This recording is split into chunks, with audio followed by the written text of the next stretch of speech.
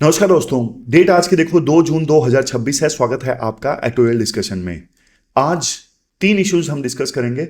सबसे पहला आर्टिकल हम डिस्कस करेंगे, चाइना किस प्रकार से स्पेस में बहुत ज्यादा पावरफुल हो गया है। अगर इंडिया ने तुरंत एक्शन नहीं लिए तो बहुत दिक्कत हो जाएगी इंडिया के लिए। दूसरा आर्टिकल हम डिस्कस करेंगे, इलिसिट लिकर यानी अवैध शराब से संबंधित फिर से हादसा हो गया पुणे में, फिर से लोग मारे गए। तीसरा आर्टिकल आज हम डिस्कस करेंगे अरावली से संबंधित, किस प्रकार से अरावली जो है वो डस्ट स्टॉर्म को रोकती है, लेकिन अब अरावली की जो दीवार है वो कमजोर हो गई है। क्यों कमजोर हो गई है, सब डिस्कस करेंगे। यहां पे ये टेलीग्राम चैनल है जहां से आप पीडीएफ डाउनलोड कर सकते हो। डेली बेसिस पे जो पीडीएफ डाली जाती है वो आप यहां से डाउनलोड कर सकते हो। चलिए डिस्कशन स्टार्ट करते हैं। हमारी आज की डिस्कशन में फर्स्ट इंपोर्टेंट आर्टिकल, चाइना कैसे देखो स्पेस की दुनिया में ना लगातार आगे बढ़ता जा रहा है, लेकिन क्वेश्चन ये उठता है कि इंडिया कैसे चाइना का मुकाबला करेगा। आप ना सिलेबस में जीएस पेपर 3 के इस टॉपिक से आर्टिकल को रिलेट कर सकते हो।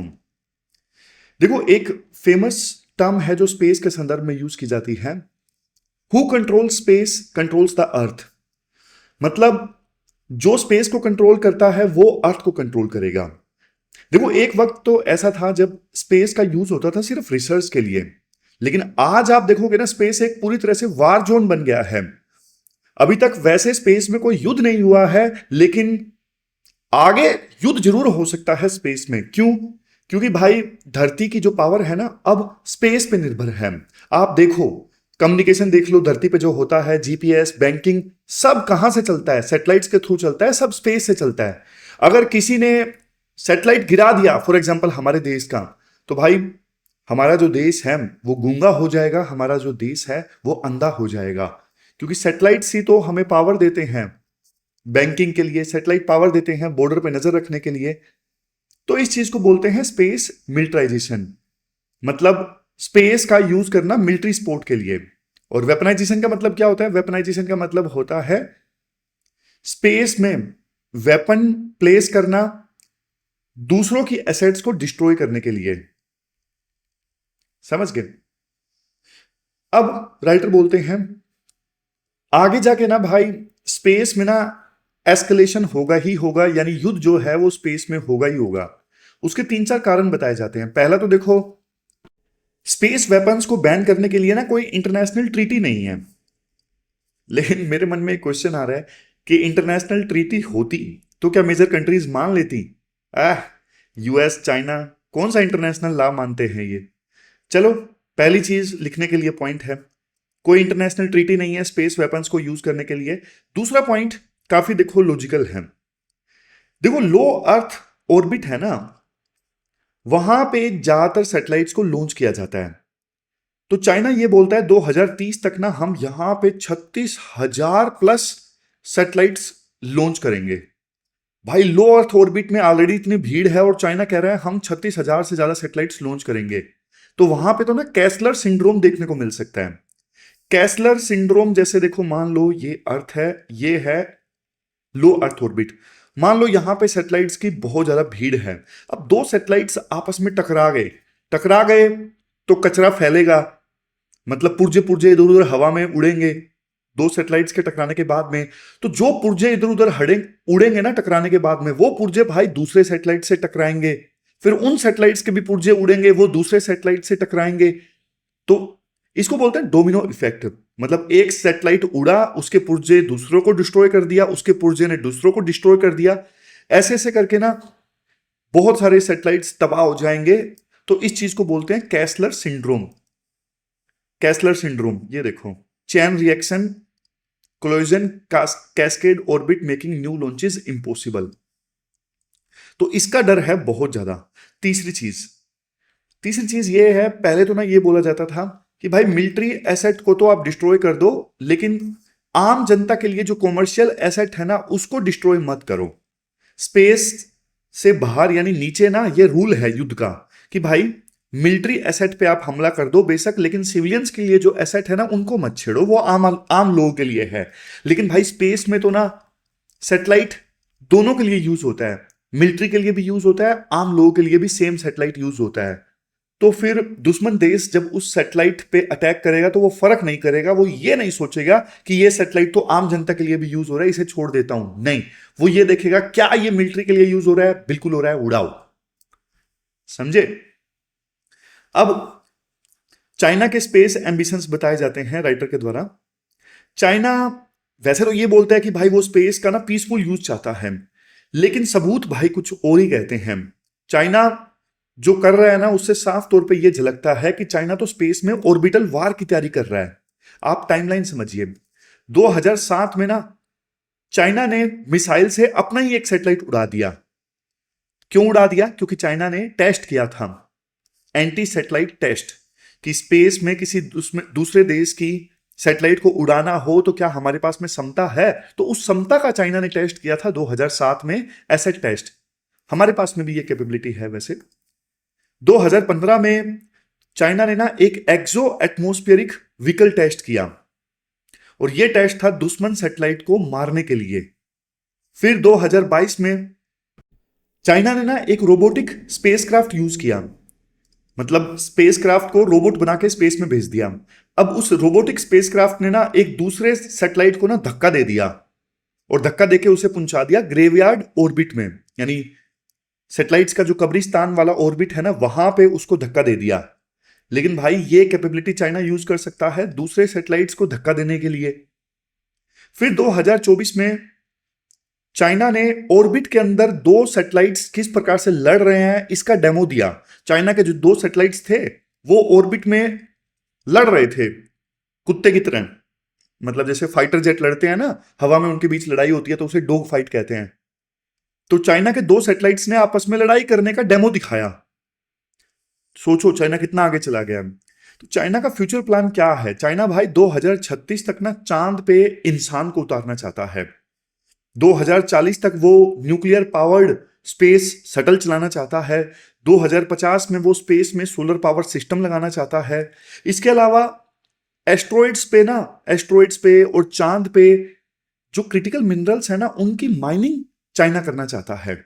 और इसके लिए ना चाइना में अलग अलग स्टार्टअप्स भी आ गए हैं। जैसे यूएसए में तो इलोन मस्क की स्पेस एक्स कंपनी काफी फेमस है, लेकिन भाई चाइनीज कंपनीज भी धीरे धीरे आगे निकल रही हैं। लैंड स्पेस, आई स्पेस, वन स्पेस, ये चाइना के स्टार्टअप्स हैं जो स्पेस में बहुत बढ़िया कर रहे हैं, जो यूएसए की कंपनीज को चुनौती दे रहे हैं। अब नंबर्स की बात करते हैं हम। यूएसए के स्पेस में टोटल कितने सैटेलाइट्स हैं? इवन प्राइवेट कंपनीज के भी मिला लें तो यूएसए के स्पेस में ना 8000 प्लस सैटेलाइट्स हैं। तो यूएसए के साथ में क्या है, रिडंडेंसी बहुत ज्यादा है। एक सैटेलाइट को आप मार भी दो तो चाइना, यूएसए के तो 8000 सैटेलाइट हैं, उनको कोई फर्क नहीं पड़ता है।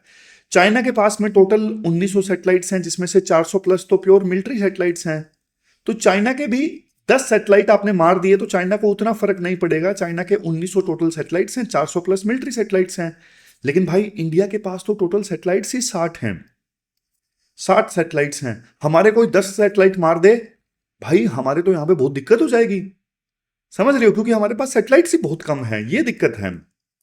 और चाइना का प्लान ये है, जैसे मैंने आपको बताया, चाइना डायरेक्ट कंपटीशन देना चाहता है इलोन मस्क का जो प्रोजेक्ट है ना, स्टारलिंक, सैटेलाइट से इंटरनेट चलवाने का। तो उसको टक्कर देने के लिए ना चाइना का टारगेट ये है 2030 तक 36,000 लो अर्थ ऑर्बिट के सैटेलाइट्स लॉन्च किए जाएं। भाई अगर ऐसा हो गया तो स्पेस में ना ट्रैफिक जाम हो जाएगा, भीड़ बढ़ जाएगी। कैसलर सिंड्रोम जो मैंने आपको बताया वो देखने को मिलेगा। तो यहां पे एस्केलेशन होगा ही होगा, यानी लड़ाई होगी ही होगी। और देखो कोई इंटरनेशनल रूल तो है नहीं जो लो अर्थ ऑर्बिट में सैटेलाइट्स की कंजेशन को एड्रेस करे। और ऑर्बिटल स्लॉट्स बिल्कुल लिमिटेड हैं, जिसने पहले लॉन्च कर दिया वो कर दिया, बाद वाला बस इंतजार करता रहेगा। लिमिटेड स्लॉट्स हैं सैटेलाइट लॉन्च करने के लिए। फिर एक पॉइंट ताइवान वाला भी दिया जाता है। देखो मान लो चाइना और ताइवान का युद्ध हो जाता है, तो चाइना क्या करेगा? पहले भाई चाइना बम नहीं फोड़ेगा ताइवान के ऊपर। पहले 24 से 48 घंटे में ना उनके सैटेलाइट्स को चाइना ब्लॉक करने की कोशिश करेगा, उनके सैटेलाइट्स को अंधा करने की कोशिश करेगा, ताकि युद्ध के बारे में जो नरेटिव निकल के आ रहा है, जो चर्चा चल रही है मीडिया पे, उन सब चीजों को कंट्रोल किया जा सके। ये चीज करेगा चाइना।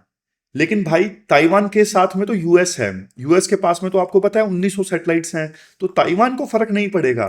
लेकिन मान लो हमारे 10 सैटेलाइट्स चाइना ने बर्बाद कर दिए, जैसे हमारे कार्टोसैट सैटेलाइट है, रिसर्च सैटेलाइट्स हैं, ये बॉर्डर पर नजर रखते हैं, तो इनको चाइना ने अंधा कर दिया या फिर इनको डिस्ट्रॉय कर दिया, तो फिर इंडिया कहां जाएगा?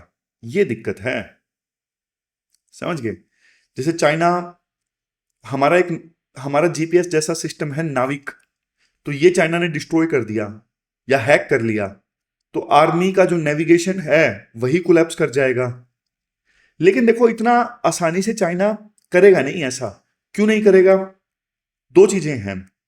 पहला तो देखो, मान लो चाइना इंडिया का सैटेलाइट उड़ाएगा स्पेस में, तो उसको खतरा है कि भाई कैसलर सिंड्रोम ना हो जाए, इंडिया का सैटेलाइट उड़ाने से तो हमारे सैटेलाइट का जो कचरा है वो चाइना के सैटेलाइट से ना टकरा जाए, ये खतरा है एक तो चाइना को। दूसरा, हमारे पास में भी तो सैटेलाइट को उड़ाने की क्षमता है, 2019 में हमने टेस्ट की। हालांकि चाइना इससे तो नहीं डरेगा, कैसलर सिंड्रोम से जरूर ज्यादा डर सकता है, तो ये सिल्वर लाइनिंग है। अब लास्ट में बात आती है हमें करना क्या चाहिए। देखो, सबसे पहले तो 4 चीजें राइटर बोलते हैं हमें करनी चाहिए। पहली चीज, भाई इसरो के ऊपर बहुत ज्यादा डिपेंडेंट मत रहो। इसरो अच्छा है, इसमें तो कभी कोई डाउट है ही नहीं, लेकिन इसरो सब अकेले नहीं कर सकता। प्राइवेट स्पेस इंडस्ट्री को ना हमें बड़ा करना होगा। सैटेलाइट्स की हमको ना फैक्ट्री लगानी पड़ेगी, जितने ज्यादा सैटेलाइट्स होंगे उतनी बड़ी रिडंडेंसी, हमें यूएस जितने, चाइना जितने सैटेलाइट्स लॉन्च करने होंगे। Next, disaggregation. देखो, एक बड़ा जीसैट सैटेलाइट इसरो लॉन्च करती है, मान लो 50 किलो का, नहीं ये मत करो, 1-1 किलो के 50 सैटेलाइट्स लॉन्च करो ग्रुप में।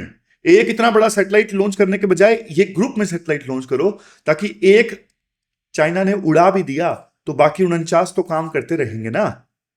फिर नेक्स्ट है ग्राउंड स्टेशन सिक्योरिटी। अब सैटेलाइट्स का कंट्रोल कहां पे होता है? जमीन पे जो ग्राउंड स्टेशन है वहां पे होता है, तो इन ग्राउंड स्टेशंस की हमें सिक्योरिटी सुनिश्चित करने की आवश्यकता है। ग्राउंड स्टेशंस की फिजिकल सिक्योरिटी भी, कोई ऊपर से बम ना गिरा दे, और साइबर सिक्योरिटी भी, कोई ग्राउंड स्टेशन को हैक ना कर ले, समझे? फिर हमें ना ग्लोबल डेटा शेयरिंग पे भी ध्यान देने की आवश्यकता है कि भाई चाइना ने हमारे सैटेलाइट्स उड़ा दिए तो कम से कम हमारी दोस्ती होनी चाहिए यूएस, फ्रांस, जापान जैसे देशों से। हम इनसे डेटा मांग सके फिलहाल के लिए कि जब तक हम नया सैटेलाइट लॉन्च नहीं करते हैं, भाई आप डेटा दे दो ताकि हमारा काम चल सके। फिर हमें ना रेड लाइंस डिफाइन करने की आवश्यकता है, चाइना को ना क्लियरली बताने की आवश्यकता है, अगर तुमने हमारे सैटेलाइट पे अटैक किया तो हम क्या एक्शन लेंगे, ये हमें क्लियरली चाइना को बताना होगा, ताकि चाइना को पता होना चाहिए कि इंडिया का सैटेलाइट डिस्ट्रॉय करने के क्या रिपरकशंस होंगे। तो ये 5 चीजें इंडिया को करने की आवश्यकता है। अब लास्ट में एक बात बोली जाती है, कार्ल वोन ने ना एक बात बोली थी कि युद्ध जो है वो पॉलिटिक्स का ही एक्सटेंशन है। आज युद्ध जो है वो स्पेस में शिफ्ट हो रहा है, और चाइना की जो स्ट्रेटजी है ना, चाइना की स्ट्रेटजी को ना असैसिन मेस कहा जा सकता है, मतलब गुपचुप तरीके से बड़ी चोट देना, इसकी तैयारी चाइना कर रहा है, समझ गए? चाइना कन्वेंशनल युद्ध लड़े बिना हमें पीछे धकेलना चाहता है, लेकिन इंडिया ऐसा होने नहीं दे सकता। तो इंडिया को बिना डिफेंसिव होने से काम नहीं चलेगा, इंडिया को इस मामले में ना ऑफेंसिव होना पड़ेगा। तो ये पूरा आर्टिकल हमने डिस्कस किया, चलते हैं आगे। इसके बाद नेक्स्ट आर्टिकल देखो, इलिसिट लिकर के बारे में है, यानी अवैध शराब। आप ना सिलेबस में जीएस पेपर सेकंड के इस टॉपिक से आर्टिकल को रिलेट कर सकते हो। देखो, देश में ना अवैध शराब यानी इलिसिट लिकर की वजह से ना हर साल हजारों मौतें होती हैं। मतलब कई बार इसके लिए एक टर्म इस्तेमाल किया जाता है, हुच ट्रेजेडी, यानी नकली शराब की जो ट्रेजेडी होती है। तमिलनाडु, गुजरात, पंजाब, यूपी बहुत ज्यादा परेशान है इन इंसिडेंट से। इवन दूसरे राज्य में जैसे बिहार में तो आपको पता ही है शराब बैन है, तो वहां पे कितनी घटनाएं होती हैं। 2015 की बात है, मुंबई में एक बहुत बड़ा हादसा हो गया था, 100 लोग मारे गए थे इस अवैध शराब की पीने की वजह से। तो सिस्टम में देखो, रिफॉर्म के ना बड़े बड़े वादे तो किए जाते हैं, लेकिन ग्राउंड लेवल पे कोई चीज बदलती नहीं है। पिछले हफ्ते की बात है, पुणे में फिर से एक ट्रेजेडी हो गई नकली शराब पीने की वजह से। वहां पे वर्किंग क्लास के गरीब लोग जो हैं वो शिकार हो गए। और देखो हर बार वर्किंग क्लास के गरीब लोग ही शिकार होते हैं, अमीर लोग थोड़ी नए नकली शराब पीते हैं। लेकिन पीछे कारण क्या है, हम देखो थोड़ा साइंस को और सिस्टम की फेलियर को समझते हैं। थोड़ा केमिस्ट्री आप समझिए। देखो वैसे जो वैध शराब होती है ना, जो दुकानों पे बिकती है, उसमें ना इथेनॉल का यूज होता है। अब इथेनॉल जो है, ये जो अल्कोहल है ना इथेनॉल, ये पीने के लिए सेफ है और लीगल है। लेकिन दूसरी तरफ देखो एक और अल्कोहल है मिथनॉल, मिथाइल अल्कोहल। भाई ये ना एक इंडस्ट्रियल सोलवेंट है, पेंट में यूज होता है, फ्यूल में यूज होता है तो ये भी अल्कोहल इथेनॉल की तरह, नशा तो इससे भी हो जाएगा, लेकिन ये सेफ नहीं है पीने के लिए, बहुत ज्यादा टॉक्सिक है ह्यूमन बींग्स के लिए। तो जो नकली शराब पीने बनाने वाले हैं ना, वो इथेनॉल के बजाय मिथनॉल का यूज कर लेते हैं शराब बनाने के लिए। आप पूछोगे सर क्यों? मतलब नकली शराब बनाने वालों की भी तो आत्मा होती होगी ना, क्या उनको नहीं पता कि हम ये मिथनॉल ऐड कर रहे हैं, इससे बल्कि डेथ हो जाएगी पीने वालों की? देखो होता क्या है, पहली तो चीज है लालच। जो नकली शराब बनाने वाले हैं उनको लगता है कि मिथनॉल सस्ता है, मिथनॉल सस्ता है तो इसको डालेंगे तो हमारी शराब सस्ती बनेगी, एक्स्ट्रा मार्जिन, एक्स्ट्रा प्रॉफिट।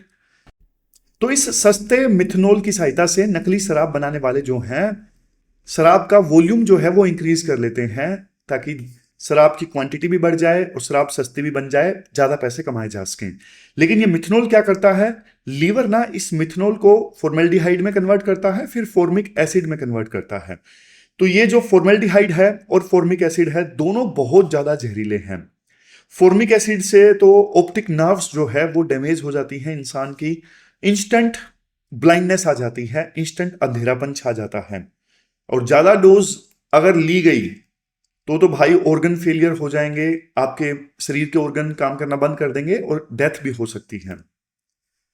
अब दिक्कत यह है, वैसे बहुत सारे ये जो नकली शराब बनाने वाले हैं ना, ये बोलते हैं कि भाई हमने जानबूझ के नहीं मारा। कई बार देखो ये सच भी होता है, वो प्रॉफिट तो कमाना चाहते हैं, लेकिन ना कई बार वो गलती कर देते हैं, वो ज्यादा क्वांटिटी डाल देते हैं मिथनॉल की, और ज्यादा क्वांटिटी डालने से फिर वो आपको पता ही है ऑर्गन फेलियर हो जाता है और डेथ हो जाती है।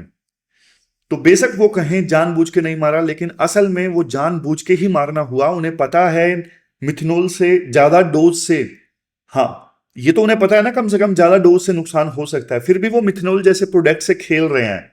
बेशक वो डेली मान लो कम डोज डालते हैं, लेकिन एक दिन गलती से ज्यादा डोज डल गया, तो भाई वो उस प्रोडक्ट से आप खेल ही क्यों रहे हो, जहर दे ही क्यों रहे हो?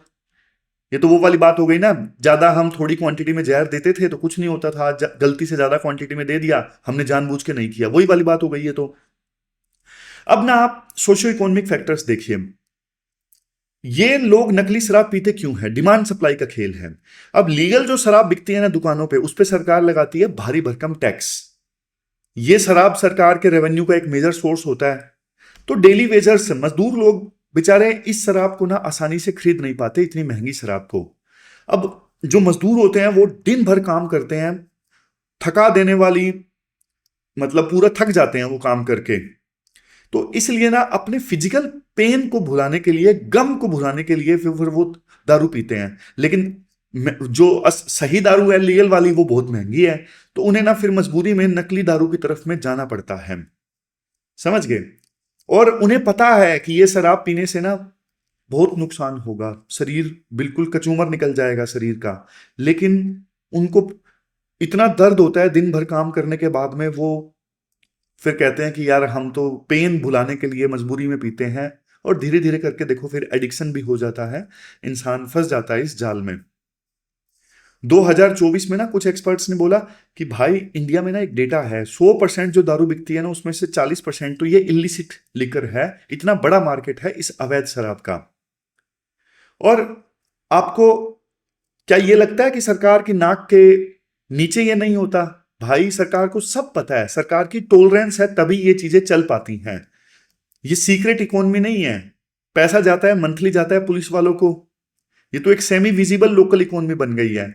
कभी कोई हादसा हो जाता है तो बस रिटेलर को पकड़ लिया जाता है, जो किंग पिन है, माफिया है, जो बनाता है शराब, उसको कभी नहीं पकड़ा जाता। तो ये पुलिस का नेक्सस है माफिया के साथ में, जो नकली शराब बनाता है। जब हादसा होता है, जब दिखाने के लिए थोड़ा सा एक्शन ले लिया जाता है, अदरवाइज तो मंथली जाता है। और कानून के रिव्यूज ये भी बताते हैं कि जिनको पकड़ा जाता है उनकी सजा कभी होती नहीं है। अरेस्टेड जो क्रिमिनल्स है ना, उनको भी रेयरली कन्विक्ट किया जाता है। तो हमारे जो रेगुलेटरी गैप्स है ना, वो सबसे बड़ा मुद्दा है। और भाई ये मिथनॉल जो है, इसकी सप्लाई आसानी से नहीं होती, हाईली रेगुलेटेड होती है ये मिथनॉल की सप्लाई। लेकिन फिर भी करप्शन के चलते बेचने वाले भी बेच देते हैं, ज्यादा प्रॉफिट उनको मिलता है मिथनॉल बेचने से, समझ गए, तो वो भी बेच देते हैं।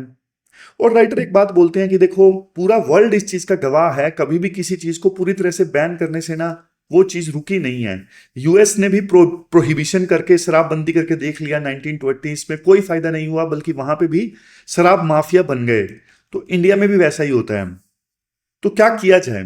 3-4 चीजें राइटर बताते हैं। पहला उपाय, मिथनॉल की अकाउंटिंग को और ज्यादा स्ट्रिक्ट करो।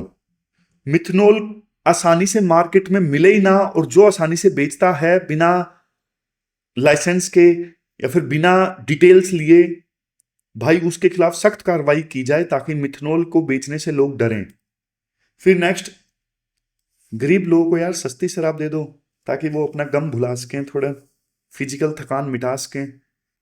तो ये राइटर का पॉइंट है, अफोर्डेबल शराब, सेफ शराब लो इनकम ग्रुप्स के लिए होनी चाहिए। लेकिन फिर इसका साइड इफेक्ट भी होगा, लोग शराब ज्यादा पिएंगे, नशा ज्यादा करेंगे, नशा ज्यादा करेंगे, घर में जाके मारपीट करेंगे, तो ये फैमिलीज बर्बाद होंगी, ये साइड इफेक्ट भी है। नेक्स्ट है एक्शन अगेंस्ट माफिया किंगपिन्स। जो माफिया किंगपिन्स है ना भाई, उनको टारगेट करो, छुट भैयों को मत टारगेट करो, जो चेले लोग हैं उनको मत टारगेट करो। बिहेवियर काउंसिल करो, जो बेवड़े लोग हैं, जो शराबी लोग हैं, उनको समझाओ कि भाई तुम अपनी जिंदगी बर्बाद कर रहे हो, घर परिवार बर्बाद कर रहे हो। उनको डी एडिक्शन के लिए, उनके लिए हेल्प करो। फिर स्मार्ट रेगुलेशन होना चाहिए, टोटल बैन कभी सफल नहीं होता, हमें स्मार्टली चीजों को रेगुलेट करने की आवश्यकता है, बजाय ब्लैंकेट बैन के, जो कभी सफल नहीं होता। तो ये पूरा आर्टिकल हमने डिस्कस किया। अब ये क्वेश्चन 1996 में पूछा था, आजकल ऐसे क्वेश्चन आते नहीं है। आजकल यूपीएससी बहुत डीप क्वेश्चन पूछने लगा है, आपने देख ही लिया होगा। तो अब वैसे क्वेश्चन में ऐड करने लगूंगा धीरे धीरे, मुझे थोड़ा सा वक्त दीजिए। ये पोटेंशियल क्वेश्चन है जो आपको अटेम्प्ट करना है। आज का क्वेश्चन नंबर 1 है आपके लिए। चलते हैं आगे। इसके बाद नेक्स्ट आर्टिकल अरावलीज के वीक होने के रिपरकशंस से संबंधित है। आप ना सिलेबस में जीएस पेपर 3 के इन टॉपिक्स से आर्टिकल को रिलेट कर सकते हो। देखो अरावलीज, आप मैप देखिए, ये जो अरावली माउंटेन्स है ना, ये गुजरात, राजस्थान, हरियाणा, दिल्ली में फैले हुए हैं। 700 प्लस किलोमीटर की चैन है। 1.5 बिलियन ईयर्स पुराने, वर्ल्ड के सबसे पुराने फोल्ड माउंटेन्स हैं। अभी थोड़ा सा घिस गए हैं, लेकिन ये जो अरावली माउंटेन्स है ना, सबसे इंपॉर्टेंट चीज है, ये थार डेजर्ट और यहाँ पे इंडो गैंजेटिक प्लेन्स के बीच में ना एक बैरियर का काम करते हैं। ये जो आप देख रहे हो ना अरावली माउंटेन्स, इस साइड क्या है? इस साइड थार डेजर्ट है, और यहां पे क्या है? यहां पे इंडो गैंजेटिक प्लेन्स हैं। तो नेचुरल प्लेन्स का काम करते हैं, मतलब वेस्ट से डस्ट स्टॉर्म्स को आने से रोकते हैं ये अरावली माउंटेन्स। यहां से मान लो डस्ट के स्टॉर्म्स आते हैं ना, उनको अरावली माउंटेन्स रोक देते हैं, वो फिर यहां तक नहीं आ पाते। पंजाब, हरियाणा, यूपी, दिल्ली यहां तक नहीं आ पाते। लेकिन अभी क्या हुआ, अभी ना 3-4 दिन पहले की बात है, चूरू में ना इस प्रकार से, ना सिर्फ चूरू में, राजस्थान के अलग अलग शहरों में ना ये जबरदस्त डस्ट स्टॉर्म देखने को मिला। मतलब पहले पीला पड़ गया पूरा आसमान, फिर काला पड़ गया, लोगों को 2 बजे हेडलाइट्स जलानी पड़ी, इतना घना ये डस्ट स्टॉर्म था। राइटर बोलते हैं देखो अरावलीज क्या करती हैं, इन डस्ट स्टॉर्म्स को नॉर्थ इंडिया में नहीं आने देती थी। पहले तो बहुत ज्यादा तेज इंटेंसिटी के डस्ट स्टॉर्म होते थे ना, तभी ये आ पाते थे अरावलीज को क्रॉस करके। लेकिन अभी तो ये जो डस्ट स्टॉर्म आया ना चूरू वाला, ये तो 35-40 किलोमीटर पर आवर की स्पीड वाला था, फिर भी ये चूरू और आसपास की सिटीज में देखने को मिला। तो मतलब अरावली की जो दीवार है ना, अब कमजोर पड़ रही है। आप यहां पे देखो, राइटर बोलते हैं कि 128 जो अरावली हिल्स है ना राजस्थान में, उसमें से 31 जो है वो कंप्लीटली गायब ही हो गई हैं। ये देखो, नारायणा, कलवार, कोटपुतली, झालना, सरिस्का, यहां पे इन जगहों पे 31 पहाड़ियां गायब हो गई हैं। आईएमडी का डेटा कहता है कि पहले ना नॉर्थ वेस्ट इंडिया में ना एवरेज 0.89 से लेके 1.55 स्टॉर्म डेज हुआ करते थे, लेकिन अब दिल्ली में जून में 2.5 स्टॉर्म डेज देखने को मिले। ये देखो 35 से लेके 40 किलोमीटर पर आवर की स्पीड से हवाएं चली थी, वही इतना बड़ा डस्ट स्टॉर्म लेके आ गई। अगर हवाएं तेज होती तो सोच के देखो कितना बड़ा डस्ट स्टॉर्म हो सकता था। फिर wild life institute of India ने 2009 में ये बोला था 12 मेजर ज्योग्राफिकल गैप्स हैं अरावली रेंज में, वो एक प्रकार से ना यूं मान लो होल हैं, होल हो गए राजस्थान में कि यहां से वो डस्ट स्टॉर्म निकल के आते हैं। तो इन गैप्स को भरना बहुत ज्यादा जरूरी है अगर हम ये चाहते हैं कि भाई जो डस्ट स्टॉर्म्स जिनको अरावली रोकता था वो अब नॉर्थ इंडिया में ना पहुंचे, इंडो गैंजेटिक प्लेन्स में ना पहुंचे, तो ये गैप्स भरने जरूरी हैं। और देखो ये सील्ड कमजोर हो गई है ना अरावली वाली, इसकी वजह से क्या हो गया, डस्ट स्टॉर्म ज्यादा आने लगे हैं, तो एयर क्वालिटी डिग्रेडेशन ज्यादा होने लगा है नॉर्थ इंडिया में। PM10 आर्टिकल्स हवा को और ज्यादा पोल्यूटेड करते हैं दिल्ली में, पंजाब में, यूपी में। फिर हवा मिट्टी वाले पार्टिकल्स होते हैं एटमॉस्फेयर में, तो सनलाइट भी ब्लॉक होती है, तो इससे मानसून की जो हवाएं हैं उस पर भी असर पड़ सकता है, रेनफॉल पे भी असर पड़ता है। फिर डेजर्टिफिकेशन फैलता जा रहा है। पहले तो अरावली की जो पहाड़ियां थी वो डेजर्टिफिकेशन को रोकती थी, लेकिन अब रोक नहीं पा रही हैं, तो डेजर्टिफिकेशन ज्यादा फैलेगा। तो ये सारे रिपरकशंस हैं जो देखने को मिल रहे हैं। सॉल्यूशन क्या है? पहला सॉल्यूशन है अरावली ग्रीन वॉल प्रोजेक्ट। ये पूरा ग्रीन वॉल प्रोजेक्ट है, 5 किलोमीटर चौड़ी एक ग्रीन वॉल बनाने का पूरा प्लान है, जल्दी से जल्दी ये बननी चाहिए ताकि, और ये जो 5 किलोमीटर चौड़ी ग्रीन वॉल बने ना, ये नेटिव पेड़ों की ही बने, मतलब वो पेड़ जो यहाँ के मूल निवासी हैं वहीं उगाने चाहिए इस ग्रीन वॉल में। और 12 जो wild life institute of India ने गैप्स आइडेंटिफाई किए ना अरावली रेंज में, उनको जल्दी से जल्दी भरने की आवश्यकता है ताकि वहां से डस्ट स्टॉर्म ना निकल के आए। माइनिंग बहुत ज्यादा स्ट्रिक्टली रेगुलेट होनी चाहिए। रेड सिलिका और ग्रेनाइट का जो एक्सट्रैक्शन है वो नहीं होना चाहिए, बहुत ज्यादा बैन होनी चाहिए। और देखो एक चीज मैं आपको बताऊं, जो पेड़ है ना अरावलीज पे, वो भी क्या करते हैं, वो ना मिट्टी को सोख लेते हैं। डस्ट स्टॉर्म जो होते हैं ना, वो उन पेड़ों से टकराते हैं अरावली रेंज के ऊपर जो पेड़ हैं। अब हवा तो निकल जाती है उन पेड़ों से टकरा के, लेकिन मिट्टी नीचे रह जाती है। तो इस वजह से ना आप एक चीज देखोगे, डून्स देखने को मिलते हैं। मान लो ये अरावली की पहाड़ी है ना, तो मिट्टी कई बार ना जैसे हवा टकराएगी यहां पे तो मिट्टी यहां पे आ जाएगी, तो यहां पे ड्यून्स देखने को मिलेंगे रेत के, अरावली के दूसरी साइड में। तो ये एक प्रकार से एविडेंस है कि अरावली किस प्रकार से जो डस्ट स्टॉर्म्स है उनको रोकता है। देखो नेचर ने हमें ना हर तरफ से प्रोटेक्शन दी है, लेकिन इंसान क्या करता है, अपने लालच के चलते ना भाई सब कुछ तबाह करता जा रहा है, तबाह करता जा रहा है। फिर इस चीज को, अभी डस्ट स्टॉर्म ज्यादा आएंगे, नुकसान होगा, फिर इस चीज से निपटने के लिए इंसान करोड़ों अरबों रुपए खर्च कर देगा। लेकिन भाई पहले आप अरावलीज को ही बचा लेते तो ये चीज आपको सहन ही ना करनी पड़ती, है ना। तो ये पूरा आर्टिकल हमने डिस्कस किया, थोड़ा देख लीजिए कीवर्ड्स वगैरह और क्वेश्चन जो आपको अटेम्प्ट करना है। ये प्रैक्टिस क्वेश्चन नंबर 2 आपको अटेम्प्ट करना है। ये प्रीलिम का क्वेश्चन है जो आपको अटेम्प्ट करना है। तो ये थी हमारी आज की डिस्कशन। कल मिलते हैं फिर से एक नई डिस्कशन के साथ, तब तक आप अपना ध्यान रखिए, अच्छे से पढ़िए। Thank you very much for discussion.